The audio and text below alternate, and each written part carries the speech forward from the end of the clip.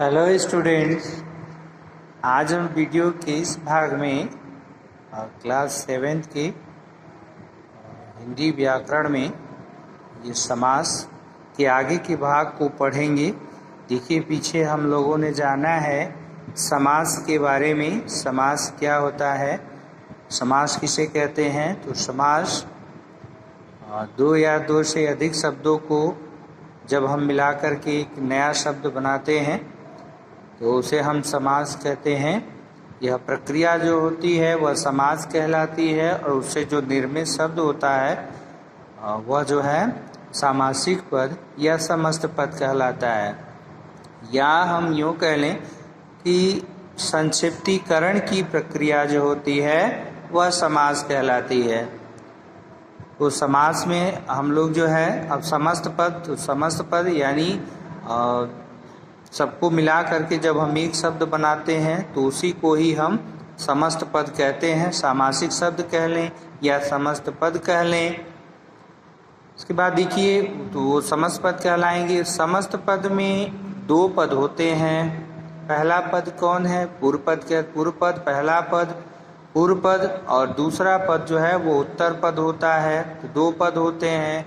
इन्हीं पदों के हिसाब से इनका वर्गीकरण किया गया है। तो ये पद के बारे में था। अब जो है समास विग्रह। समास विग्रह यानी जो हम सामासिक शब्द होता है तो उसको फिर अलग अलग करके लिख देने की प्रक्रिया को ही हम समास विग्रह कहते हैं। समास विग्रह यानी समास, समस्त पद, समास विग्रह। अब जो है जान लें समास के भेद को। तो समास के भेद हमने आपको 6 प्रकार के बताए थे। 6 प्रकार का समास होता है। पहला जिसमें अव्ययी भाव समास होता है।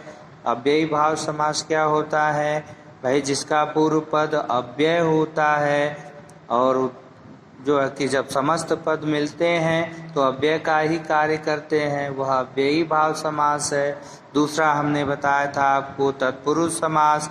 तत्पुरुष समास में क्या होता है? तत्पुरुष समास में जब हम समास की प्रक्रिया अपनाते हैं तो उसमें कारक की विभक्तियों का लोप होता है, कारक चिन्हों का लोप होता है।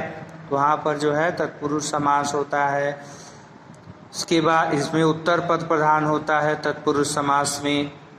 तीसरा हमारा जो है वो द्विगु समास है। द्विगु समास में क्या हम पढ़े हैं? द्विगु समास में हम पढ़े हैं कि पूर्व पद जो है उसका संख्यावाची होता है।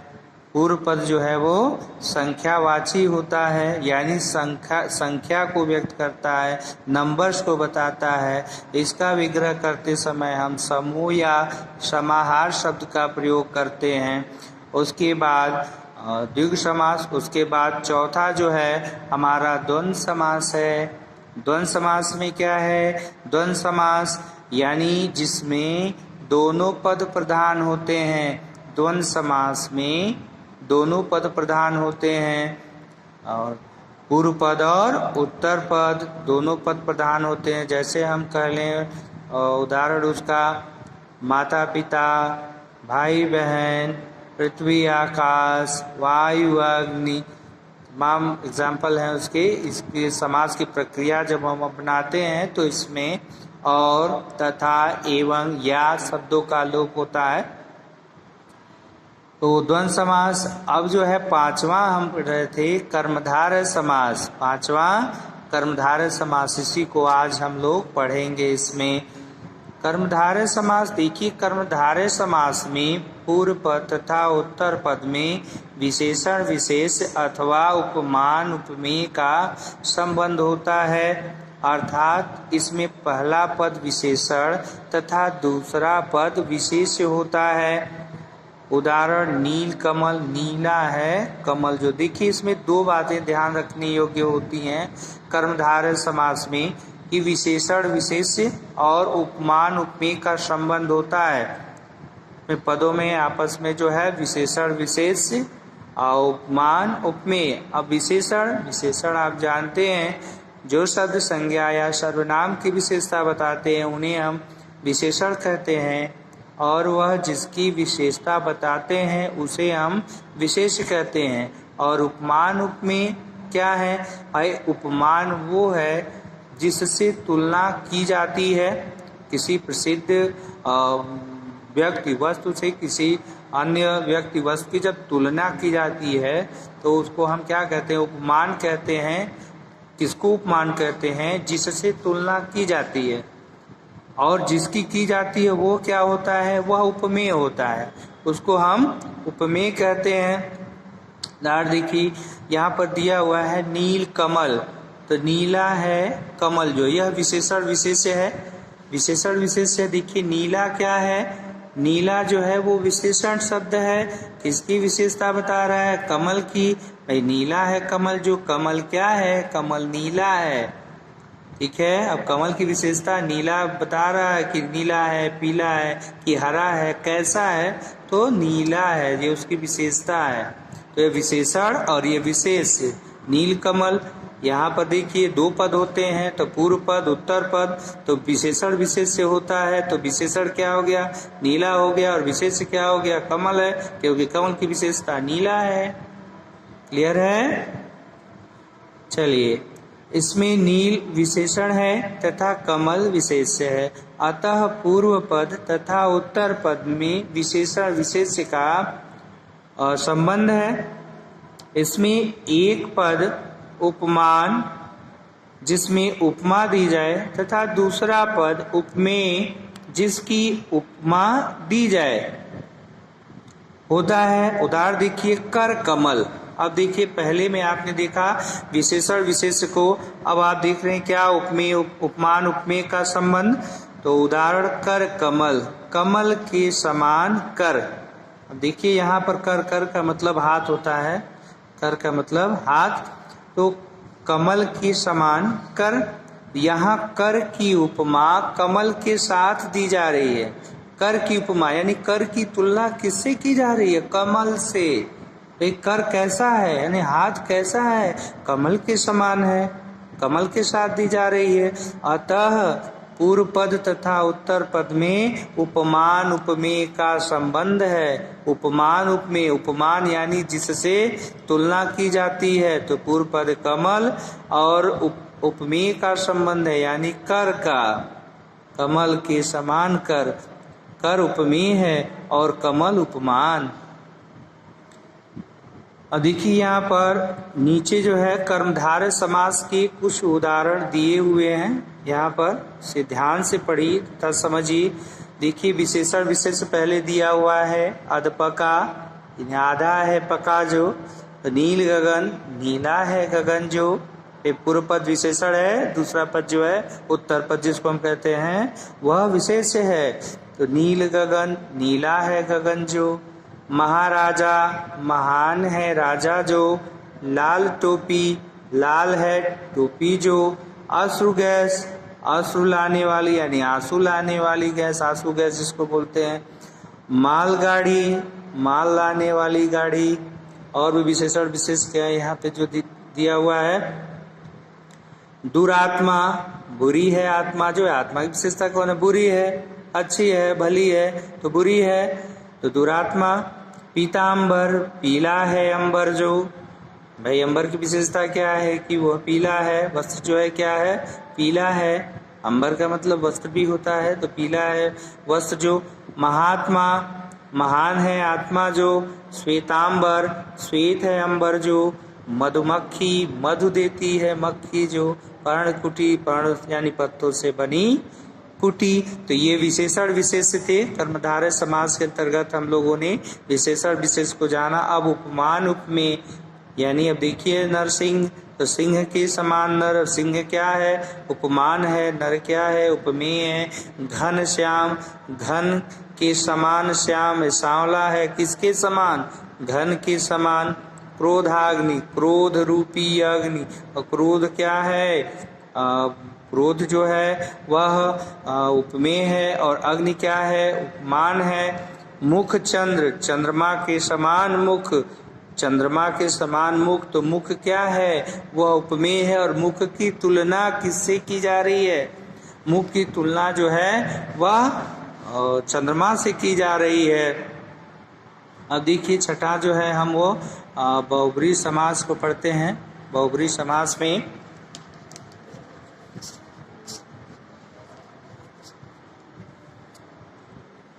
देखिए बहुब्रीहि समास में क्या है, बहुब्रीहि समास में कोई भी पद प्रधान नहीं होता। पूर्व तथा उत्तर पद मिल करके अन्य पद की ओर संकेत करते हैं। देखिए जैसा आपने पढ़ा है, मैंने पहले ही बताया था कि पदों के हिसाब से ही इनको वर्गीकृत किया गया। किसी में जो है पूर्व पद प्रधान होता है, किसी में उत्तर पद प्रधान होता है, किसी में पूर्व पद संख्या को बताता है, द्वंद्व में दोनों पद प्रधान होते हैं, कर्मधारय में विशेषण विशेष है, और उपमान उपमेय का संबंध होता है। विशेषण विशेष और उपमान उपमेय का संबंध होता है। अब हम आगे छठे नंबर पे बहुब्रीहि समास में, यहाँ पर देखिए यहाँ पर दोनों पद प्रधान नहीं होते। जब ये दोनों मिलते हैं तो किसी अन्य की तरफ इशारा कर देते हैं, किसी अन्य की तरफ इशारा कर देते हैं। देखिए कह रहा है बहुब्रीहि समास, बहुब्रीहि समास में कोई भी पद प्रधान नहीं होता। पूर्व तथा उत्तर पद मिलकर एक अन्य पद की ओर संकेत करते हैं। उदाहरण देखिए, मुरलीधर, मुरली को धारण करता है जो, तो मुरली को यानी बांसुरी को कौन धारण करता है, अर्थात कृष्ण। लंबोदर, लंबा है उधर जिसका, अर्थात कौन, गणेश। उपरोक्त दोनों उदाहरणों में समस्त पद मुरलीधर कृष्ण के लिए तथा लंबोदर गणेश की ओर संकेत करते हैं। बहुब्रीहि समास के कुछ और उदाहरण नीचे दिए गए हैं, इन्हें ध्यान से पढ़िए तथा समझिए। तो ध्यान से पढ़ना। देखिए जहाँ अन्य की तरफ इशारा हुआ, जहाँ दोनों पद मिल करके तीसरे की तरफ इशारा किए, वहाँ पर जो है वह बहुब्रीहि समास होगा। गजानन, गज है आनंद जिसका, मुख जो है हाथी के समान हो, तो वो क्या है, वो गणेश है। अर्थात कह दिया, यानी अन्य की तरफ इशारा कर दिया, तो यह क्या हो गया, बहुब्रीहि समास हो गया। दशानन, दस है आनंद यानी 10 मुख है, 10 सिर हैं जिसके, और उसको हम अर्थात कौन, अर्थात रावण। न 10 मुख्य है न सिर मुख्य है, मुख्य कौन है, ये दोनों जिसके हैं वो कौन, रावण। मूषक वाहन, मूषक है वाहन जिसका, अर्थात गणेश। गोपाल, गायों का पालक है जो, अर्थात कौन, कृष्ण। चक्रधर, चक्र को धारण करता है जो, अर्थात विष्णु या कृष्ण। त्रिलोचन, 3 है लोचन जिसके, अर्थात 3 नेत्र, लोचन यानी नेत्र, आँख की पर्यायवाची है लोचन जिसके, अर्थात ये किसके हैं, शिव के हैं। शिव के जो है 3 नेत्र हैं, 3 आंखें हैं भगवान शिव शंकर के। पवन पुत्र, पवन का पुत्र है जो, अर्थात कौन, हनुमान को हम पवन पुत्र कहते हैं। नीलकंठ, नीला है कंठ जिसका, अर्थात शिव। चतुर्मुख, 4 मुख है जिसके, अर्थात कौन, ब्रह्मा।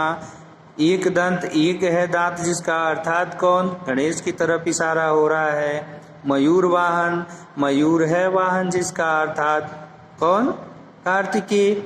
तो देखिए यहाँ पर बहुब्रीहि समास, बहुब्रीहि समास में भाई दोनों पद प्रधान नहीं होते हैं, दोनों पद जब मिलते हैं वो अन्य की तरफ इशारा कर देते हैं, तो वहाँ पर बहुब्रीहि समास होता है। अब देखिए ध्यान देने योग्य बातें हैं, कर्मधारय और बहुब्रीहि समास में अंतर को, कर्मधारय और बहुब्रीहि समास में अंतर।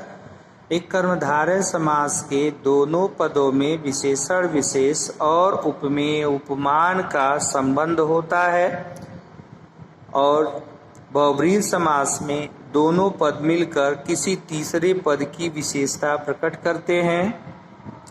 जैसे अब देखिए, कमल के समान नयन, कमल नयन, कमल नयन समस्त पद है, और कमल के समान नयन यानी कर्मधारय समास, और कमल के समान नयन है जिसके। अब देखिए यहाँ पर क्या हो जाएगा, अर्थात जब लग गया, जिसके कह दिया या जो, अर्थात, तो कौन हो जाएगा, तीसरा कोई, यानी ये कृष्ण है। अब देखिए, ये हमारे विग्रह करने पर निर्भर करता है। अगर आपको दे दिया जाता है कि कमल नयन यह समस्त पद है, इसका आप विग्रह करें और समास बताएं, तब हम क्या करेंगे?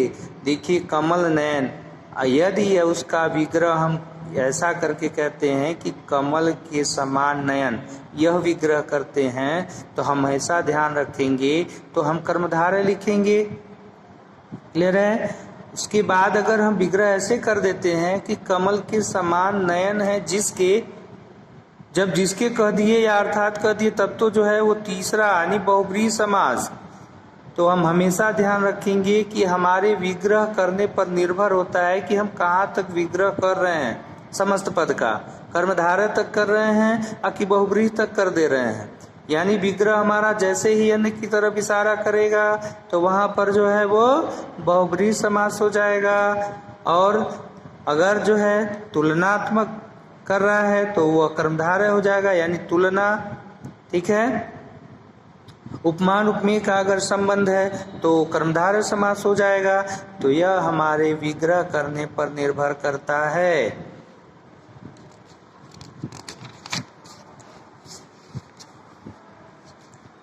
देखिए, द्विगु समास। अब द्विगु और बहुब्रीहि समास में अंतर, ये तो आपने देखा कि कर्मधारय और बहुब्रीहि में अंतर। अब जो है द्विगु समास और बहुब्रीहि समास में अंतर।